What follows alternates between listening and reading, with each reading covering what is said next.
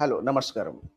నేను ఇంతకు ముందు ఒక వీడియోలో ఈ స్వయం ప్రఖ్యాపిత ప్రవక్తను సమర్థించడానికి, లేదా అతను చాలా సహనశీలుడు, చాలా గొప్ప వ్యక్తి అని ప్రపంచానికి ధార్మికత నేర్పించడానికి, నైతికత నేర్పించడానికి, ప్రపంచానికి శాంతి స్థాపించడానికి వచ్చాడని ఇలాంటి వాటికి సమర్థించుకోవడానికి వీళ్ళకు వీళ్ళే ఈ మదర్సా మూర్ఖులు చాలా కథలు సృష్టించుకుంటూ ఉంటారు. అయితే ఈ ప్రవక్త మొహమ్మద్‌కు అగోచర జ్ఞానం గూడా ఉండేదని, ఆయన ఎన్నో అద్భుతాలు చేశాడని, ఇలాంటి వాటిని గురించి గూడా వాళ్ళు చాలా కథలు అల్లుకుంటూ ఉంటారు. అసలు ఈ స్వయం ప్రఖ్యాపిత ప్రవక్త, నేను ప్రవక్తనని కేవలం క్లెయిమ్ చేశాడు. ఖురాన్ అన్న గ్రంథం కేవలం క్లెయిమ్ చేస్తుంది. మొహమ్మద్ ప్రవక్త అని నిరూపించదు. మీరు మొత్తం ఖురాన్‌ని భూతద్దం పట్టి వెతికినా కూడా మీకు ఎక్కడ కూడా ఈ స్వయం ప్రఖ్యాపిత ప్రవక్త మొహమ్మద్ తను ప్రవక్తనని నిరూపించుకోలేకపోయాడు. తన ప్రవాచకత్వాన్ని ఒక్క సాక్ష్యం కూడా చూపించలేక, వాళ్ళు సంధించినటువంటి ఒక్క ప్రశ్నకు సమాధానం చెప్పలేక, వాళ్ళు అడిగిన ఏ అద్భుతాన్ని చమత్కారాన్ని చూపించలేక తన ప్రవాచకత్వాన్ని నిరూపించుకొనే లేదు. మొత్తం ఖురాన్ వెతికితే మీకు అది అర్థమవుతుంది. ఖురాన్ అన్న గ్రంథంలో ఎక్కడ కూడా మొహమ్మద్ ఒక్క అద్భుతం కానీ, ఒక్క చమత్కారం కానీ చెయ్యలేదని ఖురానే సాక్ష్యం చెప్తుంది. అప్పుడున్నటువంటి బహుదైవారాధకులు కానీ, యూదులు కానీ ఈ వ్యక్తిని, ఒకవేళ నువ్వు నిజంగానే ప్రవక్తవైతే నువ్వు అది నీ ప్రవాచకత్వాన్ని నిరూపించుకో, ఏదైనా ఒక అద్భుతం చేసి చూపించు, మా ఇసుక మైదానాల్లో ఒక సెలయేరును సృష్టించు, లేదా నీకోసమే ఒక బంగారు గృహాన్ని ఏర్పరచుకో, లేదా నువ్వు ఏదైతే ఆకాశయాత్ర చేశానని చెప్తున్నావో, నీకు నిజంగానే ఆకాశయాత్ర చేయగలిగే అంత అద్భుతమైనటువంటి ఆ శక్తి ఉన్నట్లయితే మేము చూస్తూ ఉండగా ఆకాశంలోకి ఎగిరి చూపించు అని ఇలా చాలా ప్రశ్నలు సంధించారు. కానీ ఏ ఒక్క చమత్కారం కానీ, ఏ ఒక్క అద్భుతం కానీ చేసి వాళ్ళ ముందు తన యొక్క ప్రవాచకత్వాన్ని నిరూపించుకోలేకపోయాడన్నది ఖురాన్ గ్రంథం చదివినటువంటి వాళ్ళందరికీ తెలుస్తుంది. కానీ ఈ ఇస్లామిక మత ప్రచారకులు ఎవరైతే ఉన్నారో ఇలాంటి కథలు ఎవరు చెప్పరు. ఈ ఇస్లాంని విశ్వాసించే మదర్సా మూర్ఖులు కూడా వీళ్ళు దాన్ని అధ్యయనం చేయరు, వాళ్ళు దీన్ని పరిశీలించరు. కేవలం మొహమ్మద్ చనిపోయిన 100 సంవత్సరాల తర్వాత ఈ మదర్సా మూర్ఖులు సృష్టించిన కథలు ఏదైతే ఉన్నాయో, చంద్రుణ్ణి వేలు చూపించి ముక్కలు చేసేసాడని, ఎన్నెన్నో అద్భుతాలు చేశాడని, చాలా చమత్కారాలు చేశాడని, ఇలాంటి కథలు వీళ్ళు సృష్టించుకున్నారు. దాని తర్వాత ఖురాన్ ఏమో అతను ఏ అద్భుతము చేయలేదని శాసిస్తూ ఉంది, ధృవీకరిస్తుంది. కానీ దాని తర్వాత రాసుకున్నటువంటి ఈ ఇస్లామిక కథలు వీళ్ళేమో అద్భుతాలు చేశారని రాస్తున్నారు. అంటే వీళ్ళే ఖురాన్కు వ్యతిరేకంగా వెళ్తున్నారు. కానీ ఇది ఎవరు వింటారు? ఇప్పుడు ఇంకొక కథ కూడా ఖురాన్లో, వీళ్ళ ఇస్లామిక చరిత్రలో ఉన్నటువంటి ఒక విషయం ఏమిటంటే, ఎప్పుడైతే వీళ్ళు ఈ మొహమ్మద్ మరియు అనుచరులందరూ కలిసి ఖైబర్ మీద ఆక్రమణ చేశారో, యూదా తెగవారిపై, యూదుల యొక్క సంపదను, వాళ్ళ యొక్క ఆస్తులను దోచుకొని వాళ్ళ స్త్రీలను అందరినీ బంధించి తీసుకొచ్చినటువంటి ఆ ఖైబర్ ఆక్రమణలో ఒక స్త్రీ, ఆ స్త్రీ పేరు జైనబ్ బిన్తె అల్ హరీత్, ఒక యూద తెగకు చెందినటువంటి స్త్రీ.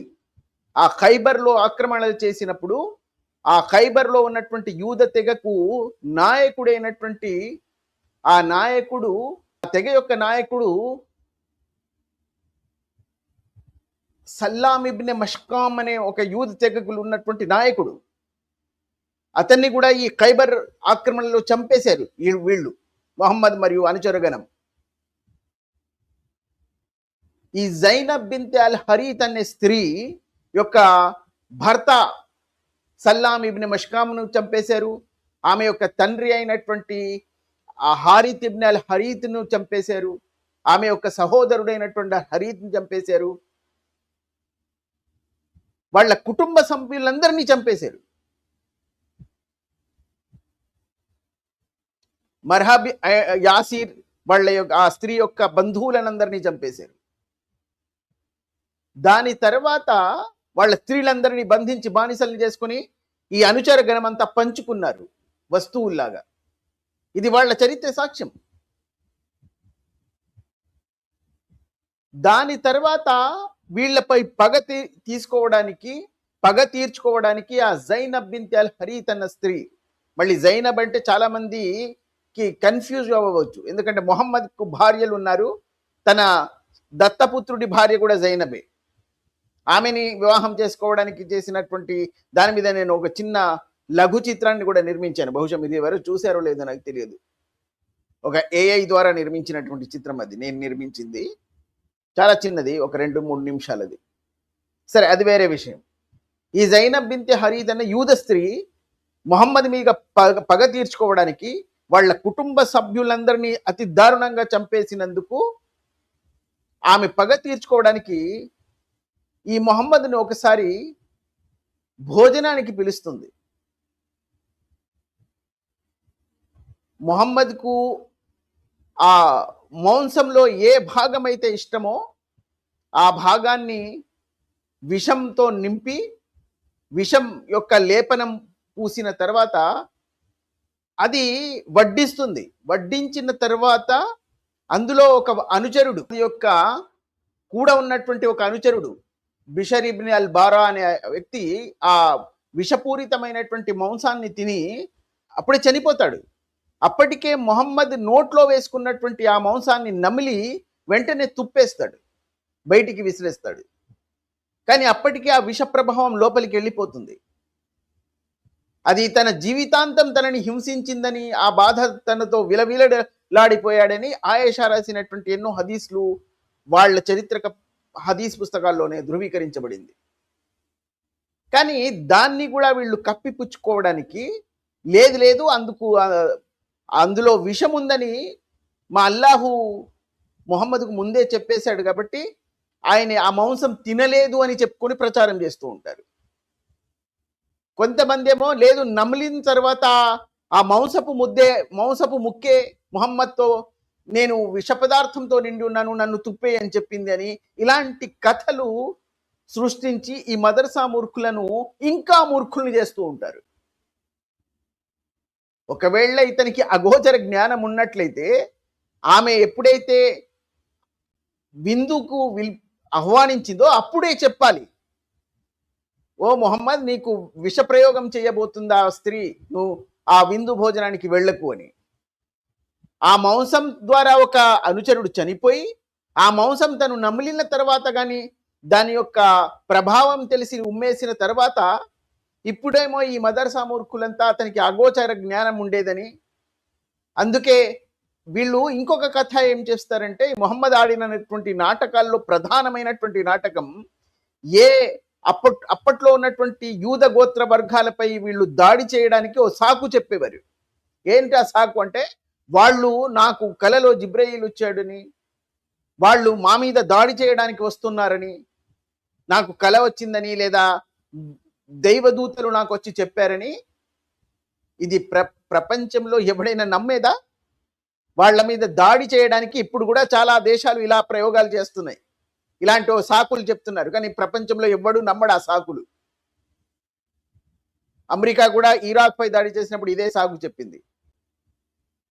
వెనిజులా మీద ఇప్పుడు ఈ మధ్య కాలంలో వెనిజులా అధ్యక్షుని అమెరికా పట్టుకొని బంధించి తీసుకొచ్చినప్పుడు కూడా ఇలాంటి సాకులే చెప్పింది. కానీ వాళ్ళు మా మీద దాడి చేయడానికి వచ్చింది వెనిజులా అని చెప్పలేదు. కానీ చాలా సందర్భాల్లో చాలా దేశాలు చెప్పాయి, చాలా మందులు చెప్పారు. దీన్ని సాకు అంటారు. ఇది కూడా తెలియనటువంటి వాళ్ళు ఎవరు లేరు, కేవలం మదర్సా మూర్ఖులు తప్ప. దాన్ని వాళ్ళే నమ్ముతారు.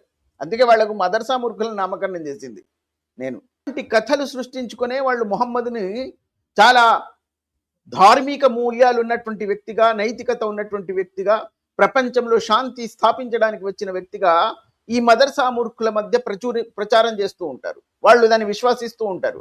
అందుకే వాళ్ళని మదర్సా మూర్ఖులని నామకరణం చేసింది నేను, ఊరికేనే చేయలేదు.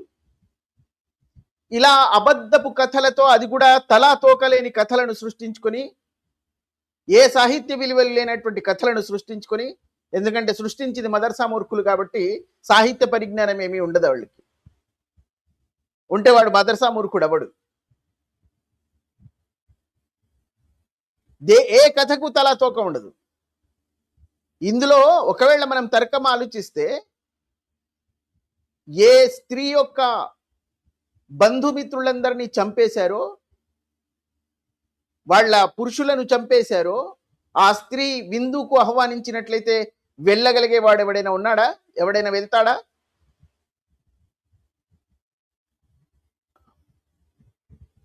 ఆ బంధించి తీసుకొచ్చినటువంటి అలా దాడి చేసి వాళ్లను పురుషులందరినీ చంపేసి ఆ స్త్రీలను బంధించి తీసుకొచ్చి ఆ స్త్రీలు మమ్మల్ని ప్రేమించి వివాహం చేసుకున్నారని చెప్పే కథలు సఫియా గురించి కానీ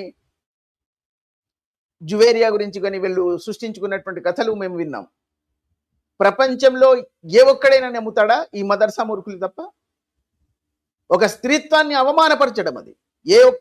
ఏ ప్రపంచంలో ఏ స్త్రీ కూడా తన పురుషులను తన కుటుంబ సభ్యులను ఇంత దారుణంగా చంపేసిన వాడిని ప్రేమించి మరి అదే రోజు వివాహం చేసుకుని అదే రోజు అతనితో శారీరక సంబంధంలో ఏర్పడింది ఇష్టప్రకారం అంటే చెంప పగలగొడతారు. కానీ వీళ్ళు ఈ కథలతోనే ఈ 1400 సంవత్సరాల నుంచి వీళ్ళు ప్రచారం చేసుకుంటున్నారు. ఇది విశ్వాసించే వాళ్ళు ఉన్నారు అంటే ఆ విశ్వాసించే వాళ్ళకే నేను మదర్సా మూర్ఖులని పేరు పెట్టింది.